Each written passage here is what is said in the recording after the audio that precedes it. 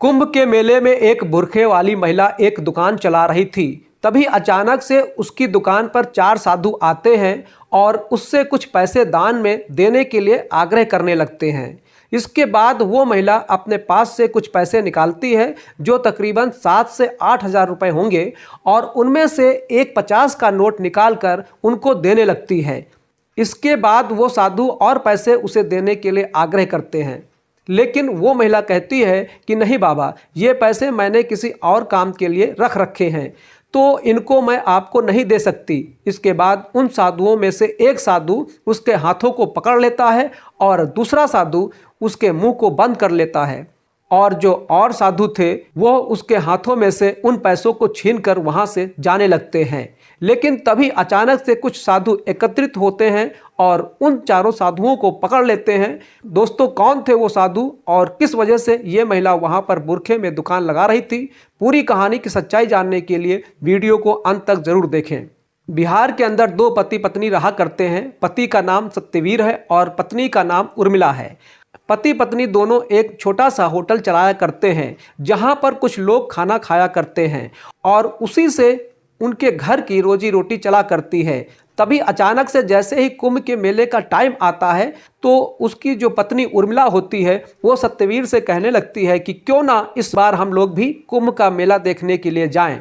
अब इस बात को सुनकर जो सत्यवीर होता है पहले तो उसे मना कर देता है और कहता है कि नहीं, कहाँ जाएंगे, काफ़ी दूर पड़ता है, यहाँ से तो काफ़ी दूर है, ज़्यादा दूर पड़ेगा। लेकिन पत्नी जिद करने लगती है और पत्नी की जिद को पति मान जाता है। उसके बाद दोनों पति पत्नी फैसला करते हैं कि इस बार वो कुंभ के मेले में जाकर अपना छोटा सा होटल खोलेंगे, जिस होटल से उनको कमाई भी हो जाएगी और जैसे ही मेला चलेगा तो उस टाइम पर वो लोग मेले के अंदर घूम भी लेंगे। ये बातें दोनों पति पत्नी के बीच में तय हो जाती हैं और बातें तय होने के बाद पति पत्नी इसकी तैयारी करने लगते हैं। उसके बाद वो वहां से कुछ जरूरी सामान लेते हैं और सारे सामान को लेकर सीधा कुंभ के मेले में पहुंच जाते हैं। जहां पर कुंभ के मेले का आयोजन हुआ था वहां पर जाने के बाद वो फॉर्मेलिटी पूरी करते हैं और फॉर्मेलिटी पूरी करने के बाद कुंभ के मेले के अंदर एक छोटा सा भोजनालय अपना तैयार कर लेते हैं, जिसके अंदर रहकर वो कुंभ के मेले में पैसा कमाना चाहते थे और साथ में कुंभ के मेले में घूमना भी चाहते थे। वहां पर जाकर जो उसकी पत्नी उर्मिला होती है वो बड़ी खुश होती है और सोचती है कि चलो इस बार तो मैं कुंभ का मेला देख भी लूंगी, ना जाने जिंदगी में कभी मौका मिलता है या नहीं। यही सोचकर पत्नी काफी ज्यादा उत्सुक थी मेले को देखने के लिए। तो वो मेले की तैयारी होते हुए इधर उधर देख रही है कि कोई क्या कर रहा है, कौन क्या कर रहा है। इधर जो उसका पति सत्यवीर है वो भोजनालय पर है और वहां पर काम धंधा देख रहा है। लेकिन तभी अचानक से उसके पास चार साधु आते हैं और आने के बाद उसे कुछ पैसे दान करने के लिए कहने लगते हैं।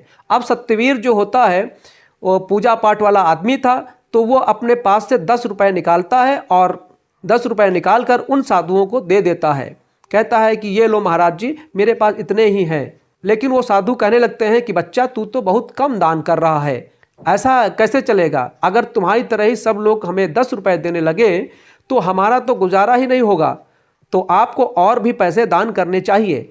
इसके बाद जो सत्यवीर होता है थोड़ी देर तक सोच विचार करता है और सोच विचार करने के बाद अपने पास से 50 रुपये निकालता है उन पैसों में से जो पैसे उसने आज का सामान खरीदने के लिए रख रखे थे। वो लगभग 10 से 12 हज़ार रुपये थे और वही उनकी जमा पूंजी थी यहाँ के लिए, क्योंकि जितना भी पैसा और उनके पास था वो सारा पैसा इंतजाम करने में खर्च हो गया था। केवल यही पैसे बचे थे जिनसे रोज सामान लाया करेंगे और सामान बेचकर और पैसे कमाया करेंगे।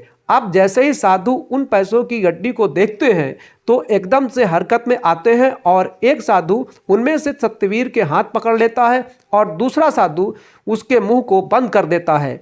जो 2 साधु और बच गए थे वो दोनों मिलकर उसकी दुकान में से जो गल्ले में पैसे पड़े हुए थे उन्हें और साथ में सत्यवीर के हाथ में जो गड्डी थी जिन पैसों से वो सामान लाने वाला था उनको छीन लेते हैं और उसे धक्का देकर दुकान में गिराकर वहां से भाग जाते हैं। अब इसके बाद सत्यवीर इस बात को देखकर बड़ा ही परेशान होता है और सोचने लगता है कि मैंने तो इनको दान करने के लिए पैसे निकाले थे, लेकिन ये लोग तो मेरे से पैसे ही छीन कर ले गए। वो सोचता है कि हो ना हो ये साधु तो नहीं होंगे, क्योंकि साधु कभी भी ऐसा नहीं करता। अब इस बात को सोच सोच कर वो काफ़ी ज़्यादा परेशान था और उदास हालत में अपने उस भोजनालय के अंदर बैठा हुआ था जो यहाँ पर उसने तैयार किया है, और उसके पैसे पूरी तरीके से छिन चुके हैं। थोड़ी देर में उसकी पत्नी उर्मिला, जो मेले की व्यवस्था को देख रही थी, काफ़ी देर से वो वापस अपने भोजनालय पर आती है, लेकिन यहाँ पर अपने पति का उदास चेहरा देखकर बड़ी परेशान हो जाती है, भावुक हो जाती है और उससे पूछने लगती है कि तुम इस तरीके से क्यों बैठे हुए हो।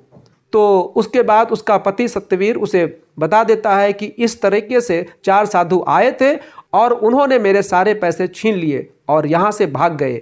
ऐसा कहते हुए जो सत्यवीर होता है उसकी आंखों से आंसू टपकने लगते हैं और अपने पति को रोता हुआ देखकर उर्मिला भी फूट फूट कर रोने लगती है। थोड़ी देर तक माहौल गमगीन हो जाता है, लेकिन उसके बाद दोनों हिम्मत करते हैं और अपने अपने आंखों से आंसुओं को पोंछते हैं। तभी जो उर्मिला है वो कहने लगती है कि अगर ऐसा हुआ है तो तुम्हें पुलिस में कंप्लेन करनी चाहिए और उन साधुओं को पुलिस वाले जरूर ढूंढ लेंगे और हमारे पैसे वापस लौटा देंगे। ये सोचकर सत्यवीर भी सोचता है कि हाँ, हो सकता है, क्योंकि वहाँ पर पुलिस का प्रबंध काफ़ी अच्छा था, तो पुलिस वालों से वो इस शिकायत को करना चाहता है।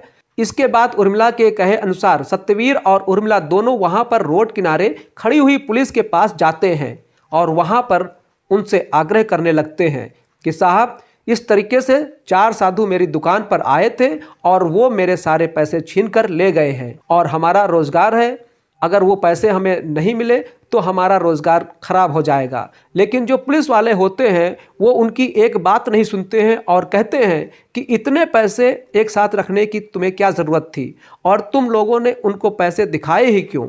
अब ये बात सुनकर जो सत्यवीर है वो उदास सा हो जाता है और कहने लगता है कि साहब, हम बहुत दूर से आए हैं और यहाँ पर आकर हमने ढाबा लगाया है, अगर आपने हमारे पैसे नहीं ढूंढे तो हम लोगों को मजबूरन यहाँ से वापस जाना पड़ेगा और हमारा बहुत ज़्यादा नुकसान हो जाएगा। लेकिन पुलिस वाला उनकी एक बात नहीं सुनता है और वो कह देता है कि अब इसमें कुछ नहीं हो सकता है, यहाँ पर करोड़ों की संख्या में साधु आए हैं और उनमें से मैं कहाँ से ढूंढूं उन साधुओं को जो तुम्हारे पैसे छीन कर ले गए हैं। ऐसा कहते हुए उनसे मना कर देते हैं और जो सत्यवीर और उर्मिला होते हैं वहाँ से वापस जाने लगते हैं। लेकिन तभी अचानक से एक लाल बत्ती की कार आती है जिसमें एक बड़े अधिकारी थे, और जैसे ही वो बड़े अधिकारी आते हैं तो फौरन से जितने भी पुलिस वाले ऐसे ही इधर उधर आलस्य में पड़े हुए थे वो एकदम से अटेंशन में हो जाते हैं और आते ही उनको सलूट मारने लगते हैं। अब जब सत्यवीर और उर्मिला देखते हैं कि ये तो कोई बड़े अधिकारी हैं तो वो सोचते हैं कि क्यों ना अपनी फरियाद इनके पास ले जाई जाए, हो सकता है ये हमारे पैसों को लौटवा दे। इसके बाद सत्यवीर और उर्मिला वहाँ पर जाते हैं उन बड़े अधिकारी के पास और वहाँ पर जाकर उन्हें अपनी समस्या के बारे में बताते हैं। जो बड़े अधिकारी थे वो भी गरीब घर से बिलोंग किया करते थे, लेकिन मेहनत करने के बाद वो बड़े अधिकारी बन गए थे, तो वो जानते हैं कि गरीबी क्या चीज़ होती है और इन लोगों की आंखों में उन्हें सच्चाई साफ साफ दिखाई दे रही थी। इसके बाद जो बड़े अधिकारी होते हैं वो कहते हैं कि आप चिंता मत करो, आपका जितना भी नुकसान हुआ है उसकी भरपाई तो हो ही जाएगी, लेकिन उन लोगों को हम नहीं ढूंढ सकते क्योंकि यहाँ पर ढेर सारे साधु हैं और उनमें से हम कैसे ढूंढेंगे।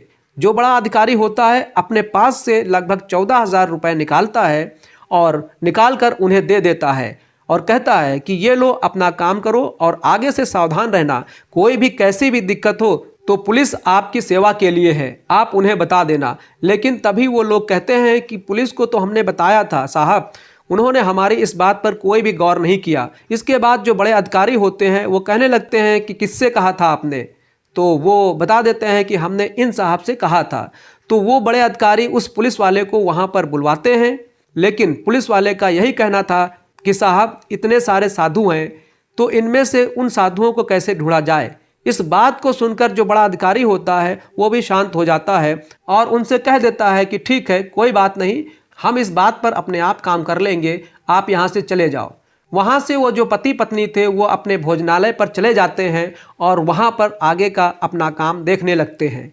वो बड़े अधिकारी को भगवान का रूप बताते हैं और कहते हैं कि ऐसे होने चाहिए। असलियत में पुलिस वाले जिन्होंने फट से हमारी मदद कर दी और हमारा अब यहाँ का रोजगार भी अच्छी तरीके से चल जाएगा और हमारा कोई नुकसान भी नहीं हुआ।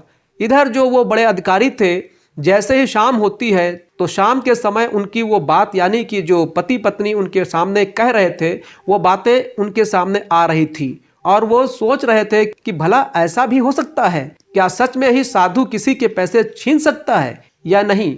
इस बात की जड़ से तहकीकात करनी होगी और जड़ से तहकीकात करने का वो फैसला कर लेते हैं। यही सोचकर जो बड़े अधिकारी होते हैं रात में ही एक महिला पुलिस वाली से बात करते हैं और उससे कहते हैं कि कल मुझे कुछ काम है और उसके लिए तुम सुबह सुबह मेरे पास जल्दी आ जाना। महिला पुलिस वाली उनका आदेश मानती है और आदेश मानने के बाद दूसरे दिन सुबह सुबह उनके पास पहुंच जाती है। जो बड़े अधिकारी होते हैं वो उसको पूरा मामला समझाते हैं और कहते हैं कि देखो, ये ऑपरेशन हमें चुपचाप करना होगा, क्योंकि हो भी सकता है कि पुलिस वाले ऐसे साधुओं के साथ मिले हुए हों, क्योंकि उन्होंने उस पर कोई भी कार्रवाई नहीं की थी। तो जो महिला पुलिस वाली होती है वो बड़े अधिकारी का कहा मानती है और पूछती है कि साहब कैसे कैसे करना है। तो जो बड़ा अधिकारी होता है वो कहता है कि इसके लिए पहले थोड़ी सी तहकीकात करनी है और तहकीकात करने के लिए वो उसी गरीब व्यक्ति के भोजनालय पर चला जाता है जिसके साथ ये लूटपाट हुई थी। वहाँ पर जाने के बाद वो भोजनालय को अच्छी तरीके से देखता है और उस बारे में उससे पूछता है कि उस टाइम पर क्या क्या था और किस वजह से वो लोग तुमसे ऐसे ऐसे पैसे छीन कर ले गए। वो पूरी घटना का ब्यौरा देता है और वो भोजनालय जो था वो थोड़ा सा हट के था, यानी कि वहाँ पर ज़्यादा भीड़ भाड़ नहीं थी। इसके बाद जो बड़े अधिकारी होते हैं उनकी समझ में आ जाता है कि ये लोग अपना शिकार उस दुकान को बनाते हैं जिस दुकान के आसपास ज़्यादा भीड़ ना हो और उस दुकान पर एक ही व्यक्ति हो। इसके बाद एसपी साहब वहाँ पर एक ऐसी दुकान देखने लगते हैं जो दुकान एकांत में हो और वहाँ पर ज़्यादा भीड़ भाड़ ना हो। तो उन्हें एक दुकान एकांत में मिल जाती है जो कि एक मुस्लिम व्यक्ति की थी। मुस्लिम व्यक्ति वहाँ पर कुछ कॉस्मेटिक का सामान बेच रहा था और उस दुकान को जब बड़े अधिकारी देखते हैं तो वो एकदम से इन्हें परफेक्ट लगती है। अब इसके बाद ये दुकान मुस्लिम की थी और वो सोचने लगते हैं कि हो सकता है वो लोग इसकी रेखी पहले ही कर चुके हों, लेकिन उन लोगों ने अभी तक इसे अपना शिकार नहीं बनाया हो। यही सोचकर जो बड़े अधिकारी हैं वो वहाँ पर अपना जाल बिछाना चाहते हैं और जाकर उस मुस्लिम व्यक्ति से बात करते हैं। वो कहते हैं कि देखो, आपकी दुकान कुछ देर के लिए हमें चाहिए और यहाँ पर हमारी एक महिला सिपाही रहेगी जो आपकी तरह ही यहाँ पर रहकर सामान बेचेगी। दुकान वाला भी मान जाता है क्योंकि यहाँ पर बहुत बड़े अधिकारी थे और उनकी बातों को मानकर उन्हें दुकान देने के लिए तैयार हो जाता है। अब मुस्लिम व्यक्ति की दुकान होने की वजह से जो बड़े अधिकारी होते हैं वो महिला पुलिस वाली को बुर्खा पहना देते हैं और कहते हैं कि अगर कोई पूछे कि तुम यहाँ पर काम क्यों कर रही हो तो कह देना कि पिताजी की तबीयत खराब है और इसी वजह से यहाँ पर काम कर रही हूँ। महिला सिपाही ने बुर्खा पहन लिया था और बुर्खा पहनने के बाद वो उस दुकान पर काम करने लगती है। दूसरी ओर जो बड़े अधिकारी थे उन्होंने अपने 10 कमांडोज को साधु के भेष में तैयार कर दिया और कहा था कि तुम्हें दूर से इस दुकान पर नज़र रखनी है ताकि तुम लोग इस दुकान को तो देख सको लेकिन तुम किसी और की निगाह में ना आ सको कि तुम लोग इस दुकान पर नज़र रख रहे हो। ऐसा ही वो करते हैं और पूरी तरीके से जाल को बिछा दिया जाता है। लगभग 1 से 2 दिन ऐसा ही करने के बाद वहाँ पर कुछ भी हासिल नहीं होता है, लेकिन तीसरे दिन अचानक से 4 साधु इसी तरीके से उस दुकान पर आते हैं और वहाँ पर उसे दान धर्म करने के लिए कहने लगते हैं। तो जो महिला पुलिस वाली होती है वो इसी तरीके से, जिस तरह से उसने बताया था कि मैंने गड्डी निकाली थी, वो डायरेक्ट अपनी गड्डी निकालती है और गड्डी में से एक 50 का नोट निकालकर साधु महात्माओं को देने लगती है। अब जब साधु देखता है कि इसके हाथ में गड्डी है तो एकदम से वो अपने काम को करने में लग जाते हैं। उस महिला पुलिस वाली के उन्होंने हाथ पीछे की तरफ से पकड़े और हाथ पकड़ने के बाद एक ने उसका मुंह दबा लिया और मुंह दबाने के बाद वो सारे पैसे छीनकर वहाँ से भागने लगे। लेकिन जैसे ही प्रोसीजर होता है तो जो कमांडो साधु के भेष में थे वो चारों तरफ से आकर उनको घेर लेते हैं और बड़े अधिकारी को इसकी सूचना दे दी जाती है। थोड़ी देर में बड़े अधिकारी भी वहां पर आ जाते हैं और जैसे ही महिला पुलिस वाली अपने बुर्खे को उतारती है तो देखते ही ये साधु पूरी तरीके से हैरान हो जाते हैं। इसके बाद जो बड़े पुलिस के अधिकारी होते हैं वो वहां पर उन लोगों से पूछताछ करते हैं और पूछताछ करने के दौरान वो लोग बताते हैं कि हम साधु नहीं हैं, हम लोग तो साधु का भेष बनाकर यहाँ पर छोटी छोटी चोरियाँ लूटपाट किया करते हैं ताकि हमारा गुजारा अच्छी तरीके से हो जाए और हमारा एक गिरोह है। तो पुलिस वाले पूछते हैं कि कितने लोगों का गिरोह है, तो वो बताता है कि हम 30 से 35 लोग हैं और हम इसी तरह से 4-4, 5-5 की टोली बनाकर इधर उधर घूमा करते हैं और घूमने के बाद पैसे कमाया करते हैं। अब जो बड़े अधिकारी होते हैं वो उनको तो पकड़ने के लिए कह देते हैं, लेकिन अपनी पुलिस का रवैया भी वो देखना चाहते हैं कि पुलिस के सामने अगर कोई ऐसा केस आता है तो वो किस तरीके से बिहेव करते हैं। इसके बाद वो पुलिस वाली से कहते हैं कि तुम अच्छी तरह से अपने बुरखे को दोबारा से तैयार करो और तैयार करने के बाद पुलिस वालों के पास जाना और उनसे कहना कि इस तरीके से मेरे साथ हो गया है और वो तुम्हारे साथ क्या बिहेव करते हैं। यही सोचकर वो उस बुरखे वाली महिला को पुलिस वालों के पास भेज देते हैं और जैसे ही महिला जाकर वहाँ पर अपने लिए न्याय की गुहार लगाती है तो पुलिस वाले उसे धमकाकर वापस भेज देते हैं और कहते हैं कि यहाँ पर करोड़ों की भीड़ में साधु हैं, तो हम लोग इसमें क्या कर सकते हैं, तुम यहाँ से चली जाओ। इसके बाद वो कहने लगती है कि साहब मेरे पिताजी बीमार हैं और इसी वजह से मैं दुकान पर काम करती हूँ, लेकिन अगर आप लोग मेरी मदद नहीं करोगे तो फिर मैं कहाँ जाऊँगी, मेरे साथ बहुत ही गलत हो गया है। लेकिन पुलिस वाले उसकी एक नहीं सुनते हैं और उसे धमकाकर वहाँ से भेजने लगते हैं। इसके बाद जो महिला पुलिसकर्मी होती है वो अपने बुरखे को उतारती है और वहाँ पर बड़े अधिकारी साहब भी आ जाते हैं। वो पुलिस वालों को हिदायत देते हैं और कहते हैं कि तुम लोगों का ये रवैया बिल्कुल भी ठीक नहीं है। यहाँ पर लोग काफ़ी दूर दूर से अगर कोई रोज़गार के लिए आता है तो कोई दर्शन करने के लिए आता है तो तुम लोगों को यहाँ पर इसीलिए तैनात किया गया है ताकि तुम लोगों की मदद कर सको और ऐसा कुछ ना होने दे सको। पुलिस वाले बड़े अधिकारी से माफ़ी मांगते हैं और कहते हैं कि साहब आगे से ऐसा नहीं होगा और हम लोग सच में ही सभी लोगों की मदद किया करेंगे। और जब ये बात सभी पुलिस डिपार्टमेंट में पहुंचती है कि बड़े अधिकारी साहब इस तरीके से ऑपरेशन कर रहे हैं और लोगों को पकड़ रहे हैं और पुलिस में फटकार भी लगाई जा रही है, तो पुलिस वाले अब अच्छी तरह से सभी की देखभाल करने का फैसला करते हैं और कोई भी ज़रा सी बात किया करता तो वहाँ पर उसके साथ जाकर उसकी समस्या का निवारण करने की कोशिश करते हैं। इधर जो वो बड़े अधिकारी होते हैं उन 4 लुटेरों की मदद से उन सभी लुटेरों को पकड़ लेते हैं जो लुटेरे वहां पर काम कर रहे थे और इसी तरीके से इस मेले के अंदर हो रही लूटपाट को कम करने का फैसला करते हैं। इधर ये खबर जैसे सतबीर और उसकी पत्नी के पास पहुंचती है कि इस तरीके से पुलिस वालों ने उनको पकड़ लिया है और पकड़ने के बाद उनके गिरोह को भी पकड़ लिया है, तो उन लोगों को इस बात की बड़ी शांति होती है और वो लोग सोचने लगते हैं कि पुलिस में सभी लोग एक जैसे नहीं हुआ करते, कुछ ऐसे भी अधिकारी होते हैं जो हमारे लिए बहुत कुछ करते हैं। तो दोस्तों ये थी आज की कहानी। आप लोगों को जैसी भी लगी हो कमेंट बॉक्स में कमेंट करके ज़रूर बताइएगा और अगर वीडियो अच्छी लगी हो तो वीडियो को लाइक कर दीजिए और अपने दोस्तों में शेयर कर दीजिए। और हाँ, यदि हमारे चैनल पर पहली बार वीडियो देख रहे हैं तो कृपया करके चैनल को सब्सक्राइब कर लीजिए ताकि हमारा हौसला बना रहे। इन कहानियों को सुनाने का उद्देश्य किसी को परेशान करना बिल्कुल भी नहीं है। ये कहानी आपको इसलिए सुनाई जाती है ताकि आप लोग इन कहानियों में से कुछ ना कुछ सीख सकें और अपने जीवन में उस चीज़ को अप्लाई कर सकें। धन्यवाद। जय हिंद।